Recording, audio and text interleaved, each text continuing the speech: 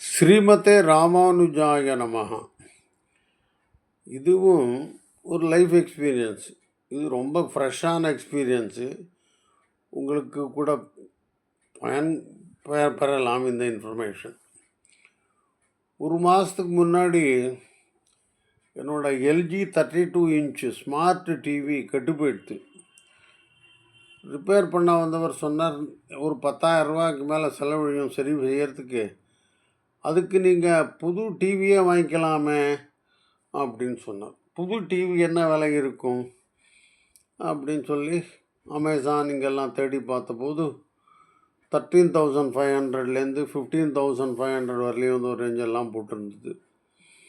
அப்போ நாங்கள் பேசிட்டோம், அதான் புது ஜிஎஸ்டி வருதே 22 செப்டம்பருக்கு அப்புறம் விலையெல்லாம் குறைஞ்சிடுமே,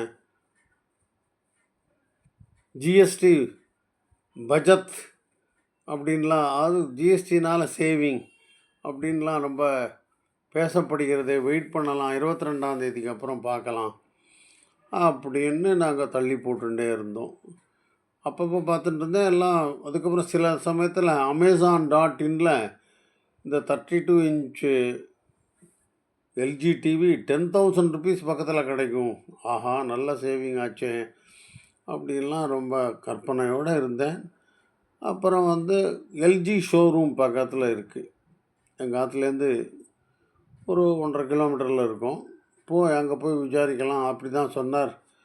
அந்த எல்ஜி டிவியை ரிப்பேர் பண்ணுற ஒருத்தர் வருவார் எங்கள் வீட்டுக்கு.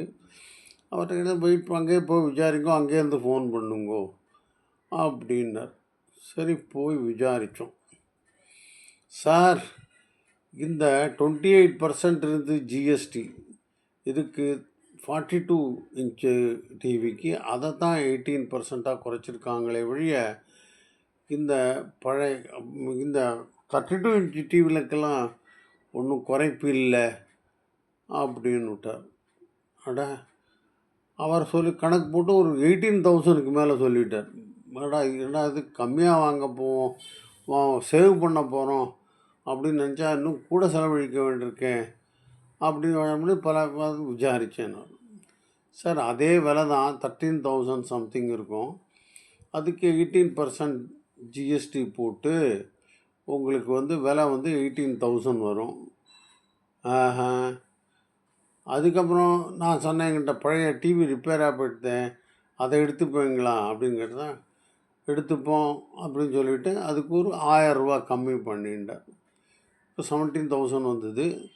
இன்னொரு 1000 ரூபா கம்மி பண்ணிவிட்டு 16,000க்கு உங்களுக்கு கொடுக்குறேன்னு ஒரு எல்ஜி 32 இன்ச்சு 2025 மாடல் 3 இயர்ஸ் வாரண்டியோட டிவி கொடுத்தார். 16,000 பே பண்ணோம்.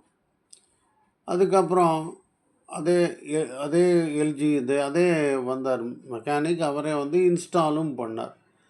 அவர் இன்ஸ்டால் பண்ணுற போது சொன்னார், சார் நீங்கள் கொடுத்த 16,000ல் 3 இயர்ஸ் வாரண்ட்டி இருக்குது, அதுக்கப்புறம் எதாவது ஆச்சுன்னா நீங்கள் நிறைய பே பண்ண வேண்டியிருக்கும், அதனால் இன்னொரு 3,000 பக்கத்தில் கொடுத்தீங்கன்னா, அது ஒரு நம்பர் கொடுத்தாரு, அதாவது 3,800 சம்திங் ஏதோ வந்தது, அதை கொடுத்தீங்கன்னா 5 இயர்ஸ்க்கு வாரண்ட்டி கிடைக்கும் உங்கள் டிவிக்கு அப்படின்னு சொல்லிட்டு கடைசியில் நான் 16,000 அங்கே பே பண்ணி இங்கே ஒரு 3,000க்கு மேலே பே பண்ணி 19,000க்கு டிவி வாங்கினேன்.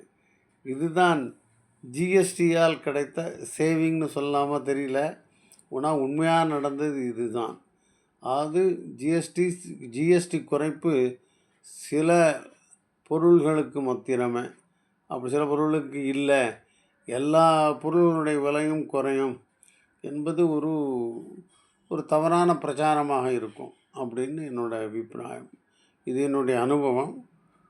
நீங்களும் கவனமாக இருங்கோ. முடித்துக்கொள்கிறேன். ஸ்ரீமதே ராமானுஜாய நமஹ.